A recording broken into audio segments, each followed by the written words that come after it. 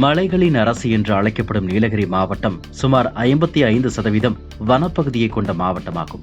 இந்த வனப்பகுதியில் யானை, புலி, சிறுத்தை, கரடி, மான், காட்டு மாடு உள்ளிட்ட பல்வேறு வன விலங்குகளின் புகலிடமாக திகழ்ந்து வருகிறது. இந்நிலையில் அண்மை காலமாக கோத்தகிரி மற்றும் அதன் சுற்றுவட்டார பகுதிகளில் சிறுத்தைகளின் நடமாட்டம் அதிகரித்து காணப்படுகிறது. குறிப்பாக உணவு மற்றும் தண்ணீர் தேடி வனப்பகுதியில் இருந்து வெளியேறும் சிறுத்தைகள் மக்கள் வசிக்கும் குடியிருப்பு பகுதிகளில் உலா வருவதோடு வளர்ப்பு நாய்களையும் வேட்டையாடி செல்வது தொடர்கதையாகவே உள்ளது. இந்நிலையில் கோத்தகிரி அருகே உள்ள கட்டப்பெட்டு பகுதியில் இருந்து குன்னூர் செல்லும் சாலையில் உள்ள தேயிலை தோட்டத்தில் உணவு தேடி 2 சிறுத்தைகள் உலா வந்தன. இதனை கண்ட அப்பகுதி மக்கள் தங்களது செல்போனில் வீடியோ பதிவு செய்துள்ளனர்.